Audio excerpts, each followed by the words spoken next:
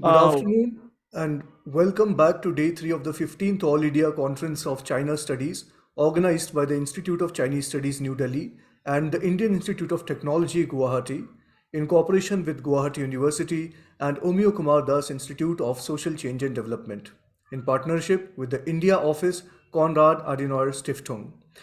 Without further ado, we shall now begin with the valedictory session.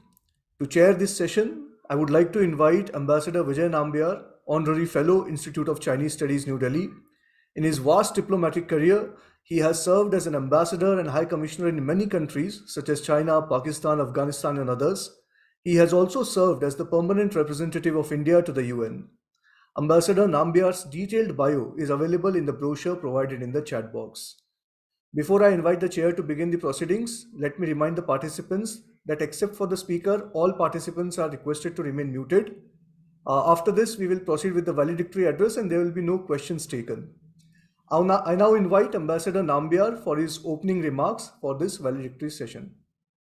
Sir, you may proceed. Thank you, Nishant. Let me also welcome participants to the valedictory session of the 15th AICCS. I'm honored to be asked to chair this session. The person who will deliver the valedictory this afternoon is a distinguished service colleague, a highly respected professional diplomat, an astute and erudite scholar of India-China relations, an activist committed to numerous social and cultural projects, a gifted musician, and a prominent public intellectual. Ambassador Nirupama Rao has brought elegance, prodigious talent, and professionalism to her numerous jobs in the Indian Foreign Service and outside, and burnished its reputation around the world. The subject of her valedictory address this evening is Lessons from the Last 75 Years, India and China. Now, the last 3/4 of a century of our relations with China could be divided into broadly 3 or 4 phases. One, the first phase extending from 47 to 62, the Nehruvian period, is usually characterized as that of our first Prime Minister's high-profile, quote, romance with China and his passion for Afro-Asian resurgence. This romance, which unraveled publicly in the late 50s, led to a series of developments that culminated in what a former president described as a period of credulity and negligence, leading to our conflict with China in 1962. Nirupama has covered this period very exhaustively in her book, The Fractured Himalaya. The post-Nehruvian second phase was a transitional period of introspection and realpolitik under Mrs. Gandhi, mainly, where the stress was on consolidating the subcontinental neighborhood, Bhutan, Sikkim, etc., and eventually on coping with the impact of the shift in US-China ties after the 1971 Kissinger visit.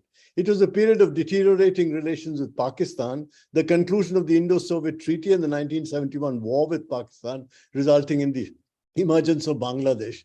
Despite the so-called Mao smile of 1970, our relations with China remained steadily inimical.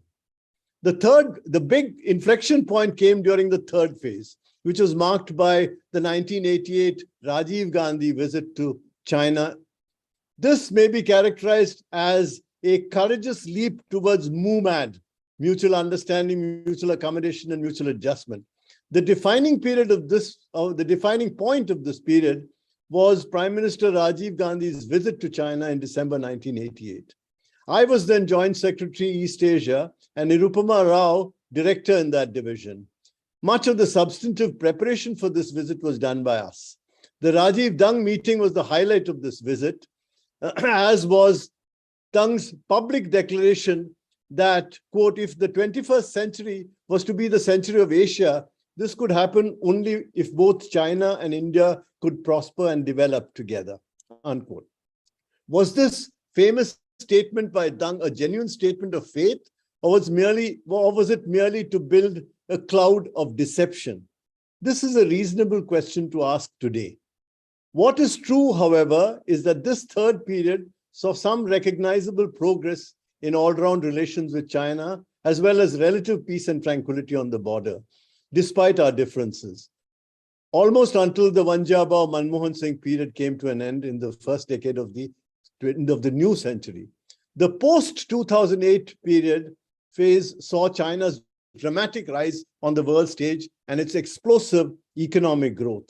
Even as economic ties between India and China grew exponentially, the power gap between the countries widened sharply, causing a growing political hiatus as well as deepening challenges on the boundary.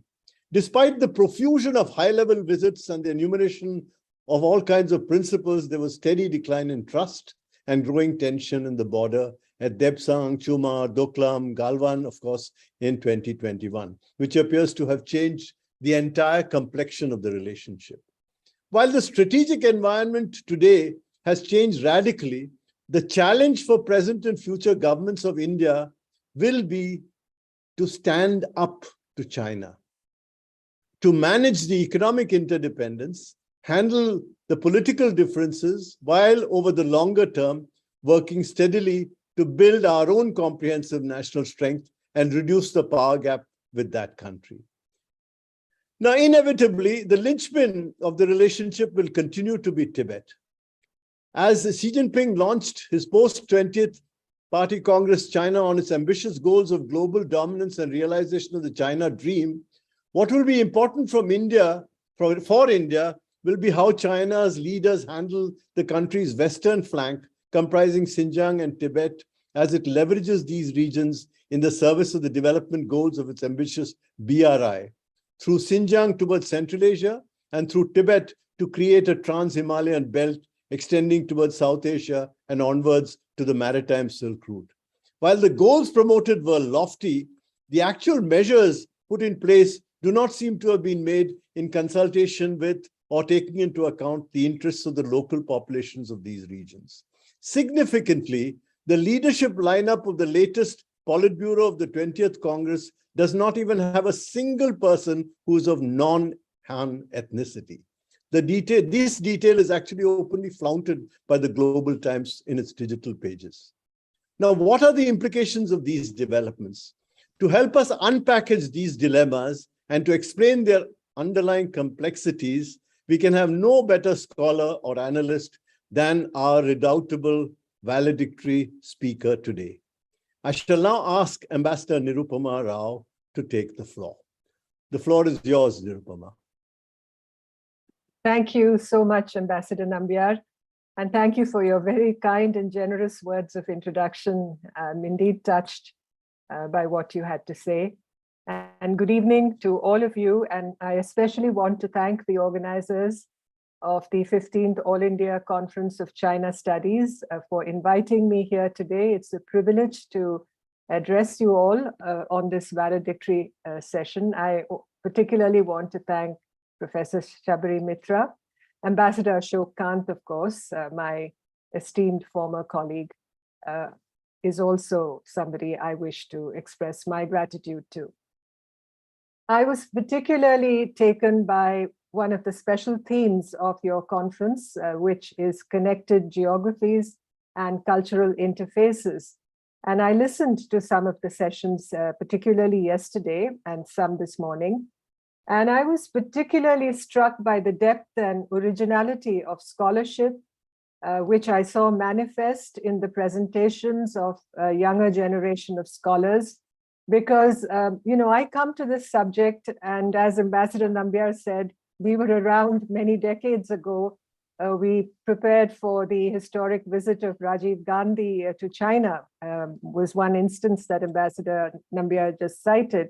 But I'm talking of a period when we had very few such scholars of the caliber that I see today here in India, studying a whole width and breadth of subjects relating not only to the subject of India-China relations, but to the larger ecosystem that surrounds this subject, and particularly those relating to our Himalayan frontiers, our Himalayan peoples, the northeast of India, the whole Tibetan question.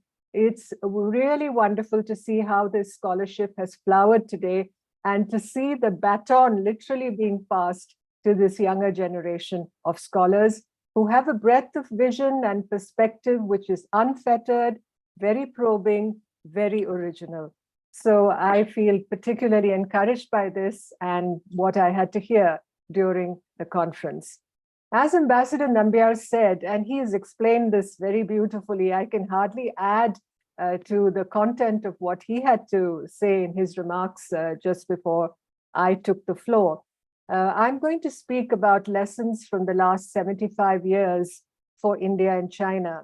Of course, 7.5 decades is a very large canvas. The terrain of India-China relations since 1950, particularly, is vast and undulating, steep descents mostly, with many precipices and promises of better tomorrows that have been mostly belied. Now, in geopolitics, as in history, the question one raises is whether lessons are learnt only to be repeated. Do we hastily presume the end of history, or do we fail to understand the logic of geography? Is everything we see in India-China relations witnessed through the lens of déjà vu? This is in a season when we mark 60 years since India and China fought over territory in the high Himalaya. It is also a time when both our nations have traveled a vast distance since 1962 in terms of their national trajectories, only to have come round to the same place where we were in our bilateral relations some 6 decades ago, alienated from each other, estranged, where mutual mistrust and suspicion are coins of the realm. Today, India and China are in a state of competitive, armed coexistence, or better put, strained coexistence in Asia.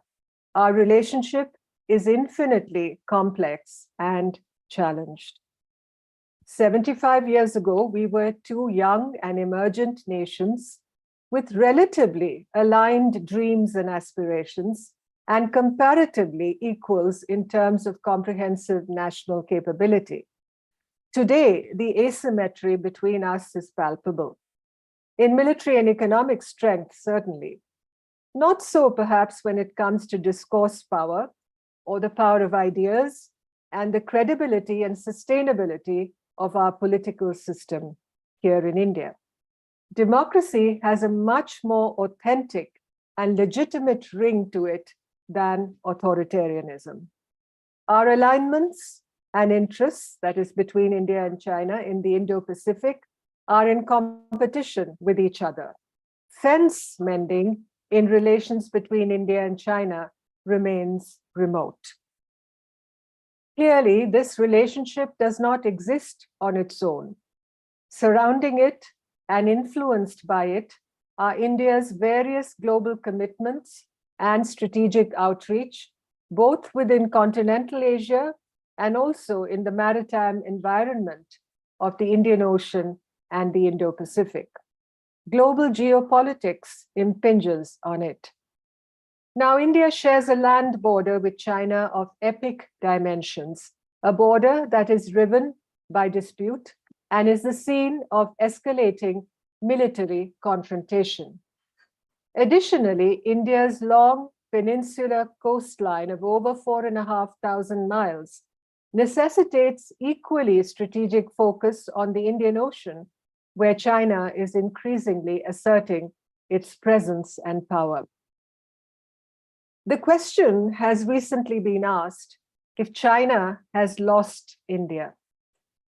Were we ever China's to lose, is what I say. The loss as we define it is the territory we have lost to China over the years and the steadily encroaching factor of mistrust in the relationship over the years, despite efforts of the last 30 years for normalization, including the development of relations in all fields. But yes, in the present context, China has lost India, not unlike the way it lost the trust and esteem of many key countries in recent years. In India's case, this was a denouement waiting to happen. I believe we saw the signs on the negotiating table and the yawning gap in perceptions when it came to the territorial boundaries between us. An ascendant China has, for most of us, meant an aggressive, muscular, grasping, overreaching China. That is the profile that China has increasingly come to acquire in the Indo-Pacific. The case with India has layers of complexity. Trouble has always lurked below the surface of relations between India and China, ever since their relationship deteriorated in the late 1950s, something I focused on in my recent book, The Fractured Himalaya. The Himalayan frontiers of India border Tibet for most part, a region now within Chinese borders, although it has never been clearly established that China's sovereignty over Tibet was undisputed over the centuries. India and China have territorial claims over each other's border regions, and this is the longest standing unresolved land border dispute in the world today. A dispute that shows no signs of being settled by both countries. There are huge tracts of territory involved, not an inch here or there, but together amounting to thousands of square miles of land over which each country claims sovereignty, a term that allows little scope for concessions that can lead to a border settlement.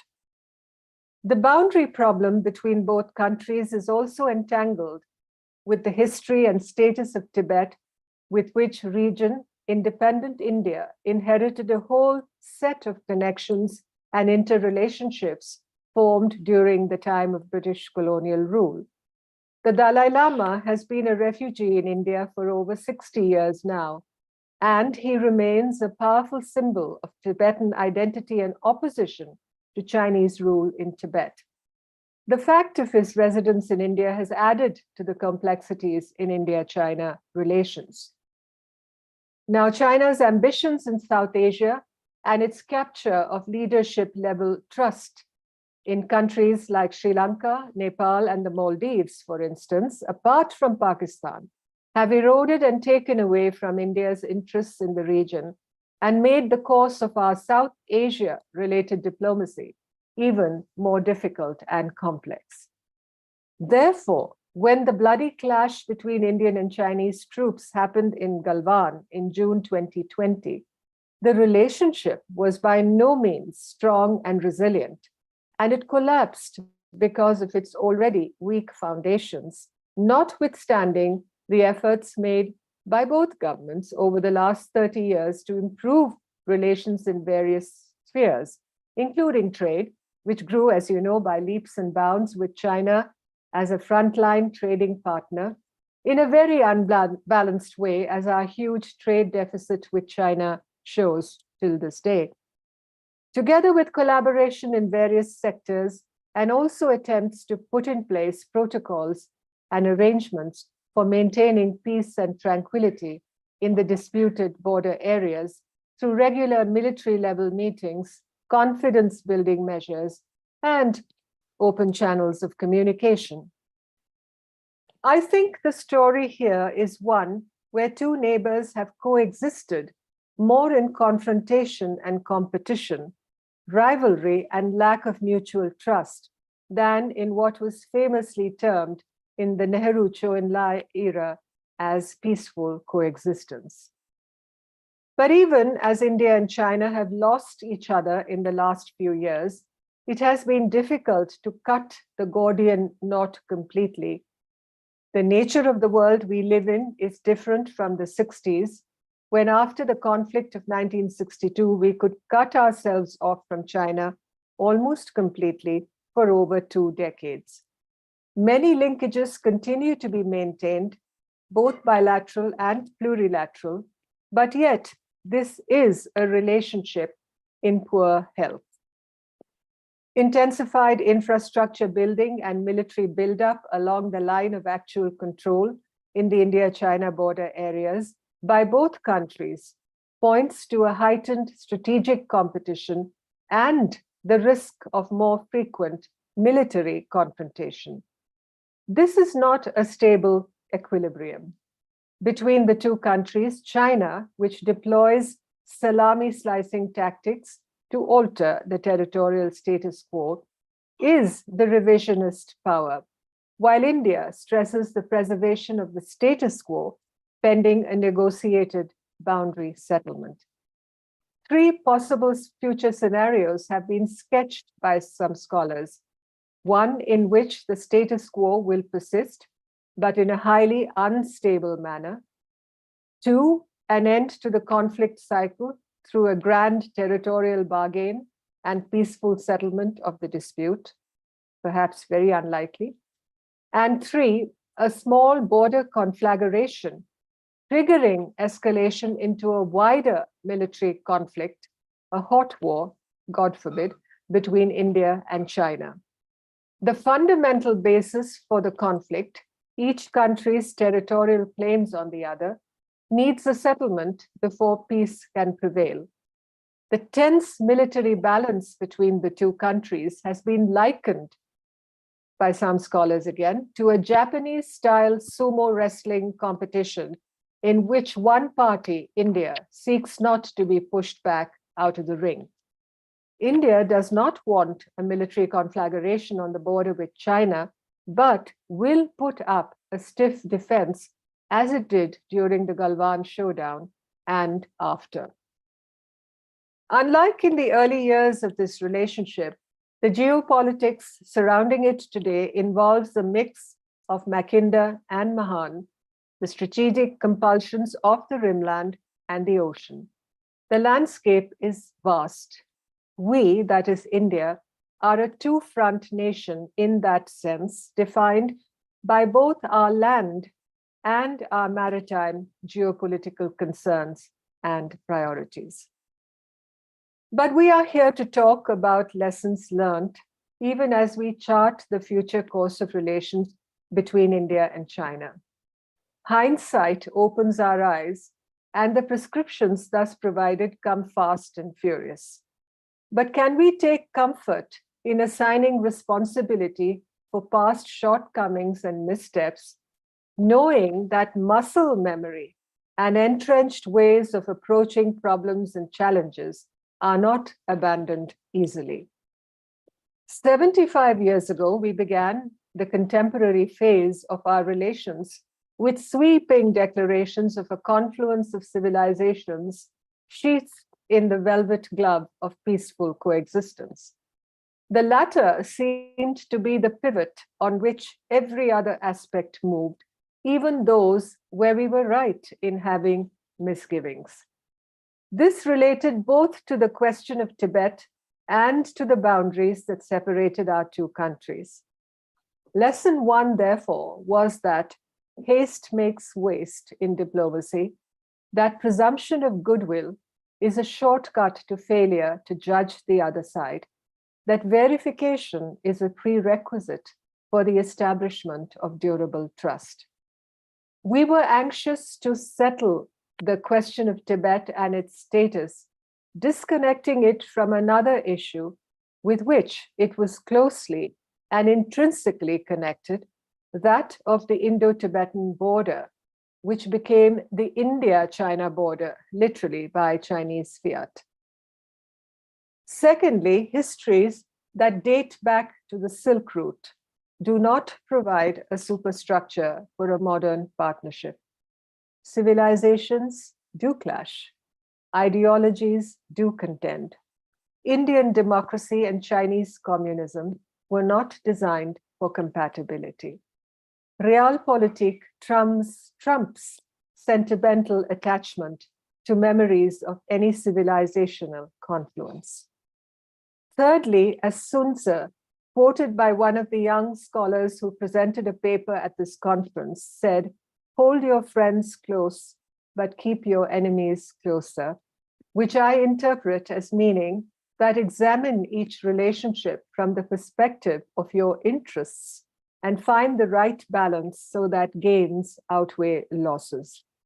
India's good intentions in the early phase of relations did not compensate for the lack of realistic insights into Chinese ambitions in Asia and beyond, as well as the Chinese absence of sentiment or attachment about an imagined past in the relationship with India.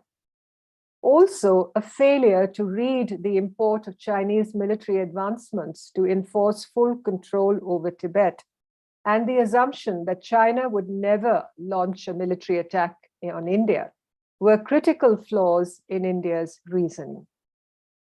Fourthly, if I may digress, bringing us into the current century, why, despite all these lessons, do we give the impression that we have turned our backs on the study of China in this country, except, for the small posse of scholars that we've seen present papers at this conference, and also to study of the Chinese language. In the 50s, during the short-lived phase of Sino-Indian friendship, the two countries had begun a rediscovery of each other in terms of cultural interface. This was by no means a useless step. The United States, which is well into a semi-Cold War relationship with China, seeking to cut off most oxygen to this relationship, still has extensive networks of Chinese language study and people-to-people exchanges. Closing our eyes to China will not make it go away. Instead, ignorance begets darkness, where we cease to improve our understanding of China and its unique situation in the world today. Fifthly, a takeaway from the last 75 years is literally the erasure of the criticality of marginality, as Dawa Norbu termed it, the disappearance of our borderlands from the narrative. This is an account of the literal airbrushing of contact zones, of connectivity, of integrative processes, of trade and pilgrim linkages, the erasure, in short, of the human quotient. This is essentially a failure of vision on both sides to grasp the centrality of Himalayan identities, traditional livelihoods, and the fragmenting of integration by the security factor and security considerations. This essentially is the fracturing of the Himalaya. The casualty is the preservation of Himalayan histories, of the mapping of this ancient world, and the inability to conceive of strategies to deal with issues of water sharing, climate patterns and changes, and the inclusion of the Tibeto-Himalayan space, a literal heart-lung for our region, as the focus of collaborative research in various disciplines, patterns of functional cooperation, and new connectivities. The cumulative loss of the cruciality of our borderlands cannot be relegated to the periphery of our vision for the future. Linear boundaries should coexist with sensitivity to that larger space of shared cultural and people's histories that define the nature of borderlands as contact zones and not areas of alienated separation. Sixthly, there are lessons to be learned from negotiating solutions to the core problems that complicate our relations with China. This is a saga of how positions have hardened and ossified over the years. When we started out in the early 1950s, we understood from both sides little about the nature of the boundary dispute, its organic connection to the historical status of Tibet, and the need, at least on our part, to probe China about approaches to the question of issues like the McMahon Line. A fatal flaw in Prime Minister Nehru's approach was to assume, on the basis of inadequate information or knowledge, and listening to faulty advice from officials like Sardar Panikkar, that a settled boundary with China on the basis of signing of the 1954 agreement on Tibet was essentially a done deal. Furthermore, the passage of time reveals another lesson to learn. Disputes are best settled when they are new and still fluid.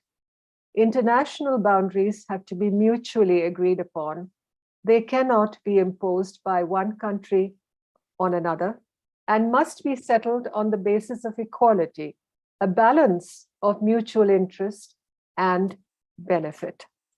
Every successful negotiation achieves a solution that involves compromise by each side, a sensible calculation of long-term interests of the relationship, and the benefits of transnational cooperation flowing from the same. The time window for achieving this closes after some time, as it has today, in the dispute over our shared boundaries with China. Another lesson is that agreements to maintain peace and tranquility in the border areas, as India and China concluded over the years from 1993 onwards, cannot exist in a vacuum where a boundary settlement is absent or without a joint verification and agreement about the location of the line of actual control. This is again a case of the need for verification to precede trust. We are reaping the bitter harvest of such imperfections as we confront the landscape of relations post-Galwan. Circling back to the present, the winter of discontent in our relations with China will be long and unforgiving. Our interests compete. Fence mending in relations between India and China remains remote. Today, sharpening US-China competition is set to define the future of the world. The reverberations of this rivalry are felt worldwide, including in India. China's unease and suspicion of any cooperation among countries that threaten the overstretch of its military and strategic ambitions in the Indo-Pacific is evident. India's relationship with the United States irks China. Closer relations with the United States, together with membership of the Quad, help India leverage the regional and global space to deal with the growing threat from China. As a future great power, India is the only country in Asia that has the potential to provide a meaningful counterbalance to China. As its ties with China remain frozen in competition and confrontation, I believe democratic India must turn more resolutely to the West to build our comprehensive national strength. This does not entail a sacrifice of national dignity or interest, nor is it a repeat of colonial history. India today is free and strong, an autonomous force in world affairs. This is no time for fence sitting. Geopolitics is being altered beyond recognition, and India must read the signals astutely.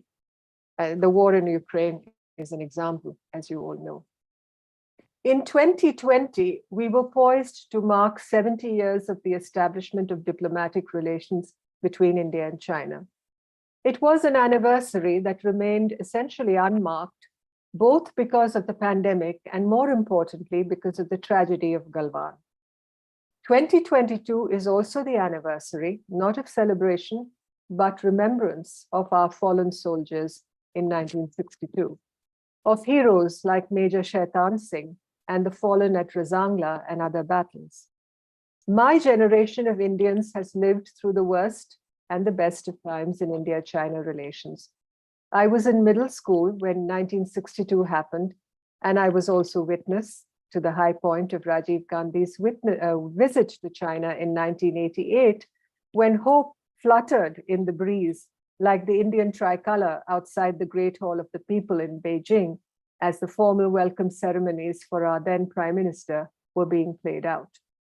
Fast forwarding to the present, India and China are yet to craft a modus vivendi in their relations at a time when the world looks to the two of its biggest nations to see what sustainable solutions can be found to transnational issues that affect the future of humanity, like climate change, new technologies for development, preventing natural disasters, ensuring food and energy and water security, and a plethora of other challenges.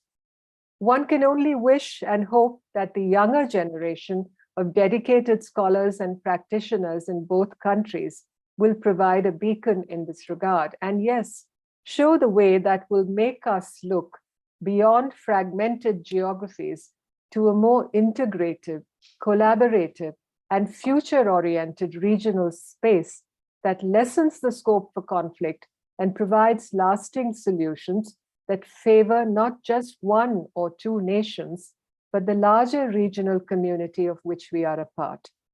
I believe dialogue between India and China should resume, keeping these futures in mind, since problems will, like our contested borders, will take a long time to resolve. The path to great power status for India must involve such considerations, and we must educate our publics to understand that looking at such issues solely through the prism of nationalism cannot make for a stable, sustainable, and inclusive future. Thank you. Thank you. Thank you, Nirupama, for an address of great profundity and wisdom. I think you have actually set out both the past and the future in a context which will actually help both policymakers and the general public to understand what seriously are the lessons which we need to learn in the future. I think this session will have unfortunately, no questions. And so I think we will probably have to move to the next item straight away on the agenda, which is the report of the conference, I expect. And I think now it is for Sabaree, Mitra to comment on the directions that this conference has taken, which, as you said, has been has thrown up so many young scholars who have shown both acuteness of interest and a sense of excitement in terms of the vision for the future. Sabaree, go ahead.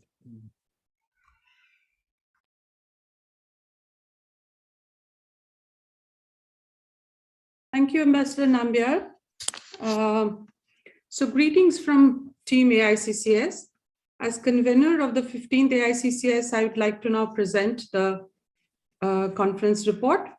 It has been a very exciting and enriching conference with a rich harvest in terms of number, content, variety, and depth. Shou huola, as they say in Chinese. And of course, the final word came in the form of the valedictory address from Ambassador Rao. It is virtually an impossible task to summarize the proceedings in the time allocated to me. Nevertheless, I'll try to do just that. As you know, the 15th AICCS was organized by ICS and IIT Guwahati in cooperation with Guwahati University and Omyo Kumar Das Institute of Social Change and Development, and in partnership with Konrad Adenauer Stiftung, New Delhi, and the special theme was Connected Geographies and Cultural Interfaces. It took many months of preparation and organization by Team AICCS that finally brought us to the actual conference, which gave us a spectacular array of presentations. To begin with, we had received a large number of individual abstracts submitted for presentation in the conference. Many of these were excellent in terms of both contemporary and enduring relevance, methodology, content, and research focus.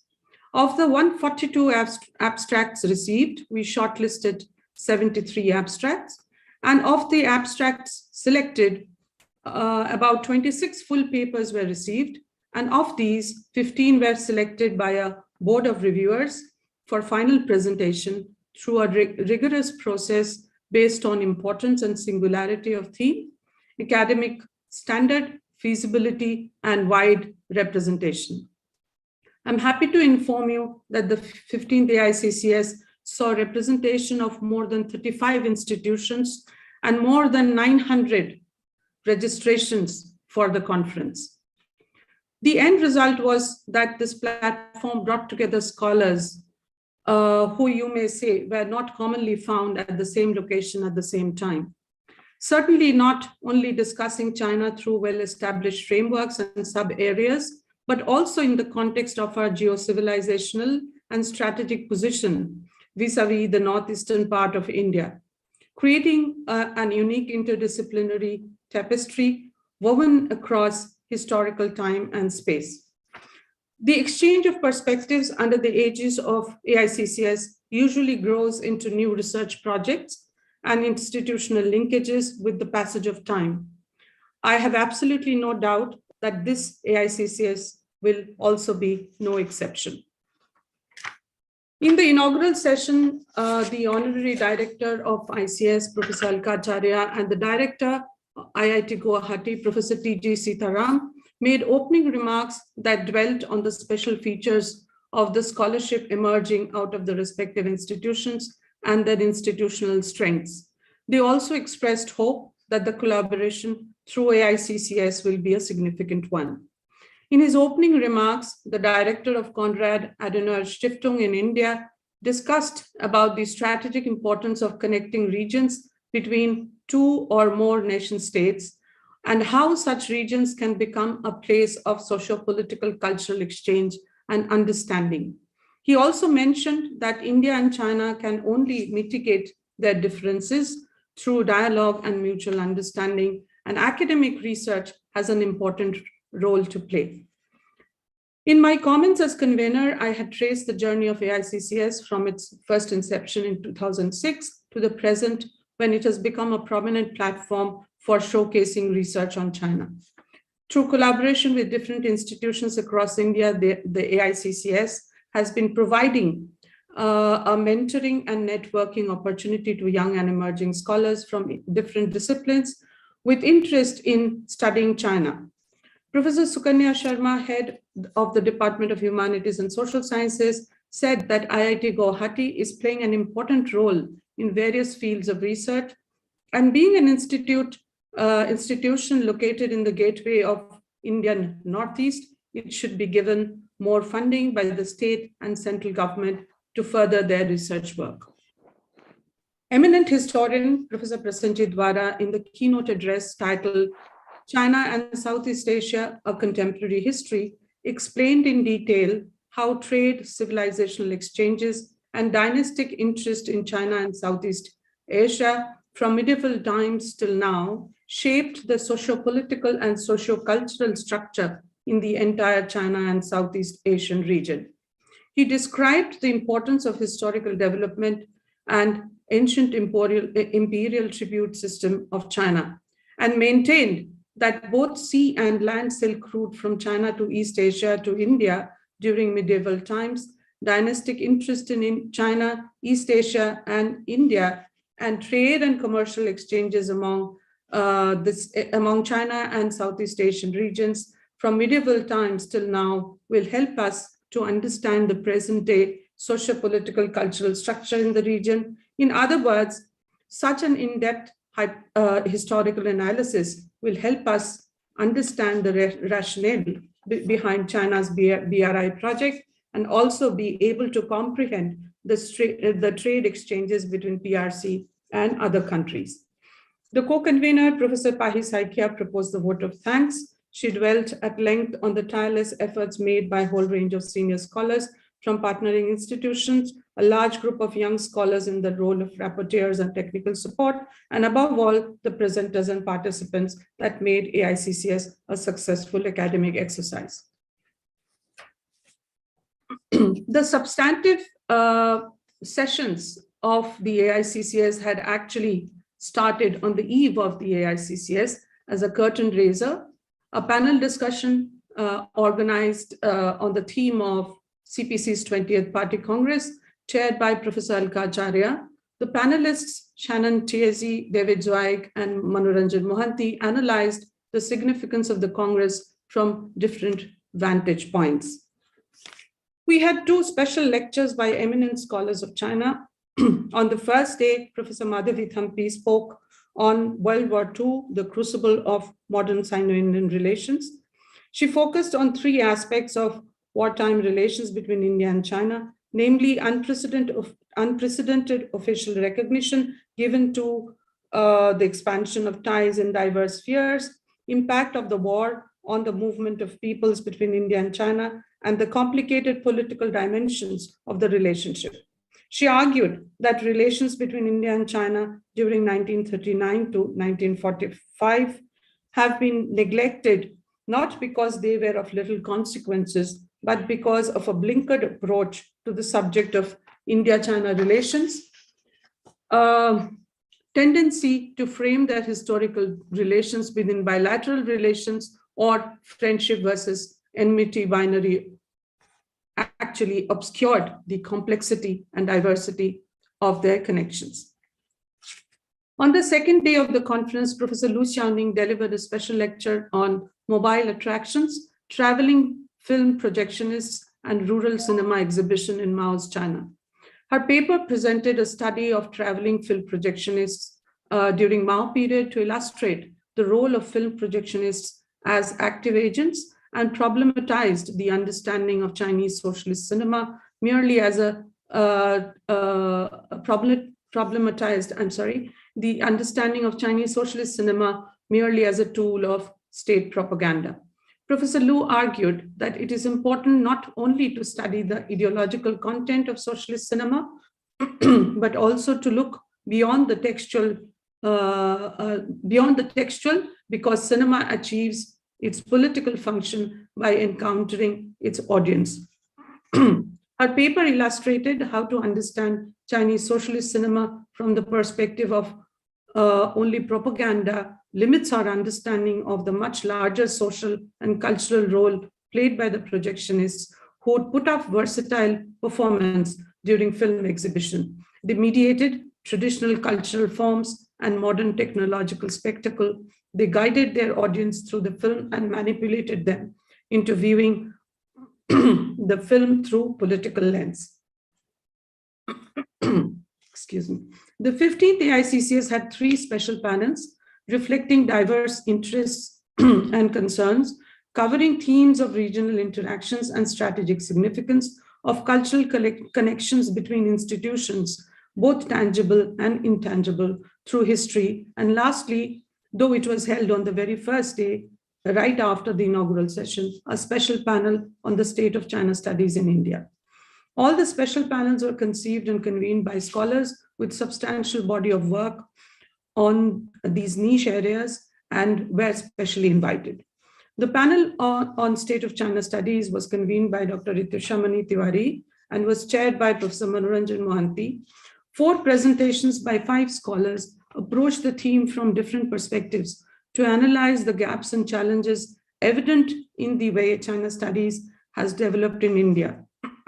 Adopting cautious optimism, the panelists took stock of the grounds covered in this journey in order to highlight the questions and choices facing the Indian scholars as the community look to overcome inherent limitations and scale new heights. Special panel 2 on institutional interfaces and informal histories in the Himalayan contact zone, convened by Dr. Swargajyoti Gohai and chaired by Professor Mahendra Lama. This panel explored connected geographies through cooperation, coexistence, and collaboration across political boundaries in the Himalayas. The presentations examined interface across the Himalayas by studying histories of institutionalized as well as informal networks. How does the circulation of Buddhist monks, pilgrims, and scholars map a contact zone? How do ideas, narratives, and knowledge stemming from both official and popular source create connected geographies? What are the processes of their production and implications of power and privilege? This panel explored these questions through a historical and anthropological lens. The special panel 3 on geopolitics of transborder waters, convened and chaired by Professor Nimi Kurian. The panel debated the imaginative counterpoints to pluralize the imagination of the Brahmaputra by mapping voices, aspirations, and perceptions from a borderland perspective.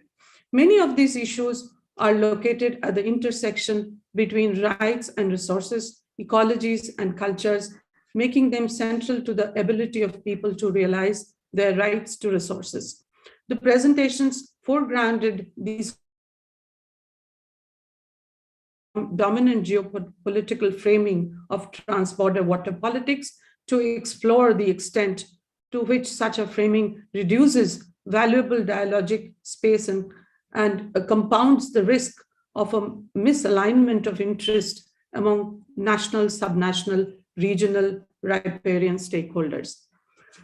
There were 5 thematic panels on 1, Northeast India and Trans-Himalayan connections, culture and trade, 2, Northeast India and China, cultural and educational interfaces, 3, China, India, and Southeast Asia, policies and perspectives, 4, China's external relations, trade and foreign aid, and number 5, Chinese discourses and praxis. Of these, the first 3 panels were very significant as they pertained to the special theme of the conference and showcased a range of themes especially relevant for the Indian policy perspectives in general and the interest of the people of our northeastern states in particular.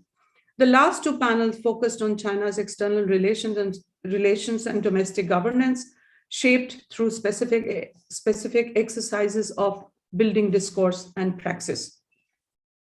There are 15 papers selected from the 26 full papers submitted. These papers are indicative of an extremely wide range of interest, discipline, and training of scholars, covering an amazing spectrum by way of topics and reflect the new innovative interdisciplinary approach that has broken through conventional categories. We have had titles such as Disconnections, Residues, and Tibetan Buddhism in the Eastern Himalayas. Influence of Chinese vloggers in Northeast India, a study of the vlogs of Li Ziqi and Tianxi Xiaoge. The Pokpo factor in India's Act East policy. Decoding China's foreign aid policy, the case of Pacific Island countries. Rocking the cradle, ruling the world, crafting the ideal citizen through children's songs in the People's Republic of China, and many more that has captured the attention of the emerging scholars of China studies in India. It is from these papers that we will select a paper for the MSB award awarded each year in AICCS in a celebration of the contribution and legacy of Professor Mira Sinha Bhattacharjee, an iconic Indian scholar of China studies. The valedictory address titled Lessons from the Last 75 Years, India and China by Ambassador Nirupama Rao was a rich exposition of the India-China relations, which is impossible to sum up in a few minutes. And in her presence, I won't even try to do that. But just to mention that she began by affirming that India-China relations displayed many layers of complexities in the modern and contemporary times with roots in history. As India's internal ambitions are moving in the direction of development and growth by eliminating poverty and building a resilient manufacturing base, China's domestic and external policies are increasingly being guided by authoritarian and wolf warrior diplomacy and over-militarization. Given the ground realities, the address also charted a trajectory for India's regional partnerships with democracies and other like-minded countries, since a clash of ambitions between India and China in the region is a strong possibility in future. Scholars, and she also mentioned scholars and practitioners, have a significant role to play in shaping how to resolve issues and look at an inclusive future. Though there will be a formal vote of thanks proposed by Dr. Joanna Mehjabeen, but in conclusion, as a convener, I must extend my thanks to the team AICCS that included multiple groups of young scholars from ICS, IIT Guwahati, and Guwahati University for the seamless experience of this conference. My very special appreciation to Dr. Rija Nair, who helped through long months of preparation and then took charge of the large group of rapporteurs and technical team volunteering from different institutions and ensured that the teams worked in tandem during the conference. My thanks also to the office and technical staff of ICS and partner institutions. Here, I would like to make a special mention that though not a partner institution this year, the students of China Bhavan Vishwa Bharati volunteered for rapporteuring and of course attended the conference in large numbers, along with scholars from centers of China studies in the country. My gratitude to all the chairs and discussants, and of course the presenters who were the intellectual core of this conference, and a large number of participants from institutions across the country who took the discussion forward in each session by raising important questions. My great appreciation for the Honorary Director ICS, Professor Alka Acharya, who was always there with crucial inputs, the core committee and the organizing committee, and the former director of ICS, Ambassador Ashok Kanta, who had initiated the collaboration with the partner institutions in the early days of the planning. And I must express my gratitude to Professor Manoranjan Mahanti and Professor Akhil Ranjan Datta for proposing this collaboration to begin with.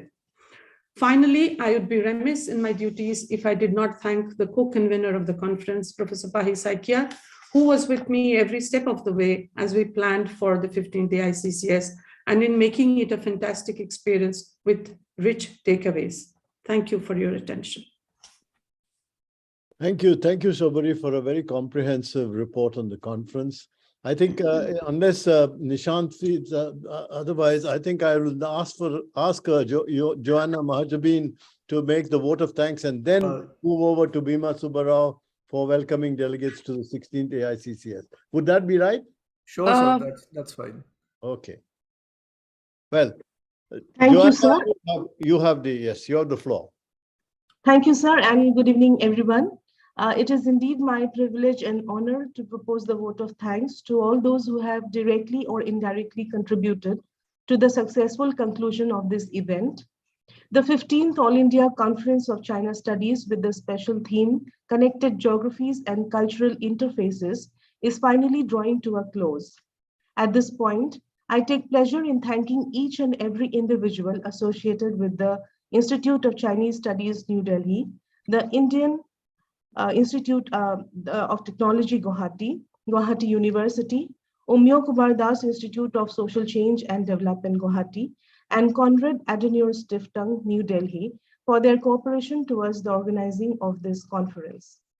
I express special words of appreciation to Professor Sabaree Mitra and Dr. AICCS, the convener and co-convener of the 15th AICCS, respectively, Professor Alka Acharya, Professor Patricia Uberoy, Dr. Rija Nair, the core committee members, staff, and other members of ICS New Delhi for their excellent leadership, effort, and coordination during the past several months leading up to the conference and during the conference itself.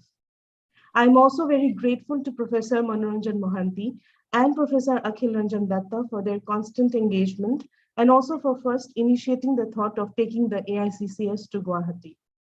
I would also like to thank Professor Jayanta Krishna Sharma of the Department of Political Science, Guwahati University, Professor Shashwati Chaudhary of Omyo Kumar Das Institute of Social Change and Development, Guwahati, Professor Sukanya Sharma and the Department of Humanities and Social Sciences, IIT Guwahati, for the various help rendered during the conference.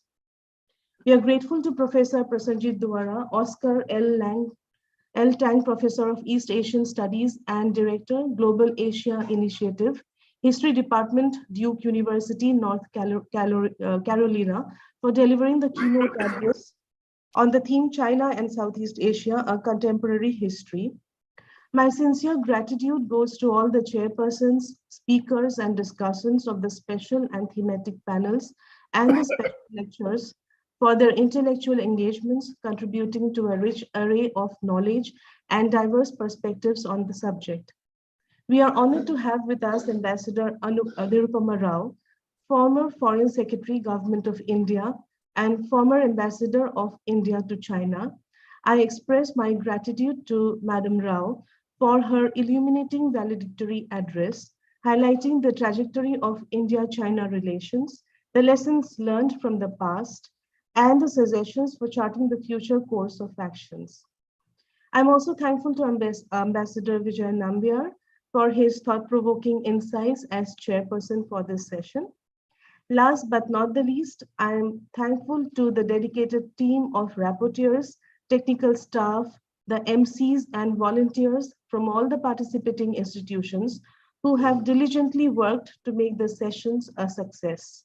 I thank all the participants, distinguished guests, dignitaries, and speakers who have contributed to make 3 days of this virtual conference a huge success. Looking forward to meet you again in the 16th AICCS. Goodbye and have a nice day. Thank you, sir. Thank you, Joanna. And with that, on that note, I'll ask Bhim Subba to give us some comments welcoming delegates to the 16th AICCS. Bhim, you have the floor. Yeah, thank you, Ambassador Nambiar, Chair.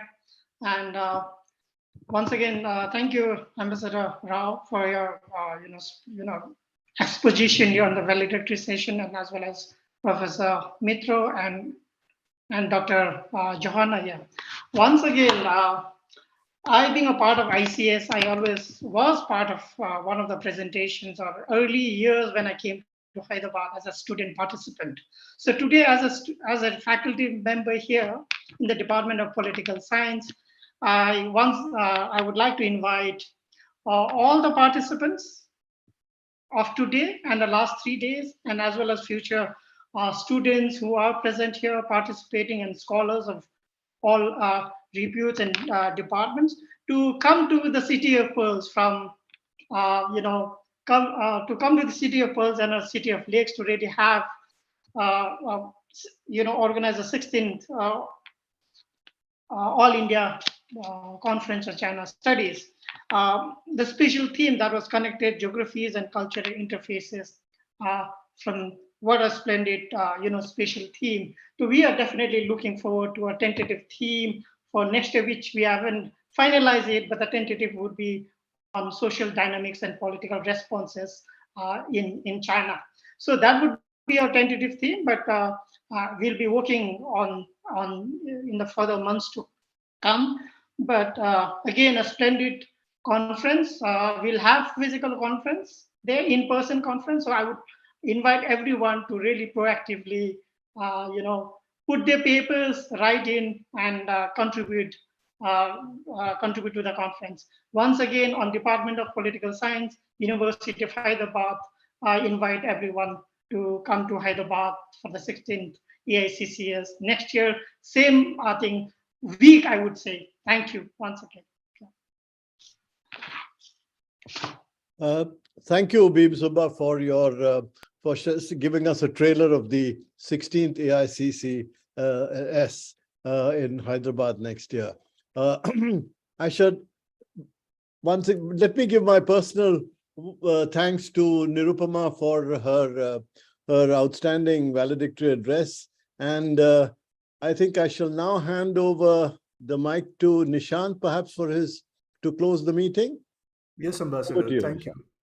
Before we draw this session to an end, I would like to thank all the partners of 15th AICCS, all the speakers, the chairs, the discussants, but most importantly, a big thanks to all the participants who have stayed with us all through the 3 days of the conference. We hope you had a productive conference. A special thanks to Alka ma'am, Sabaree ma'am, Vijay, the interns, all the research associates and research assistants at ICS who made this conference possible. The video recordings of all our sessions will be available on our ICS YouTube channel. Once again, a big thanks to everyone. We hope to see you all next year in person in Hyderabad for the 16th AICCS. Thank you. Thank you, everyone. Thank you, Ambassador Rao, for being here, and what an amazingly rich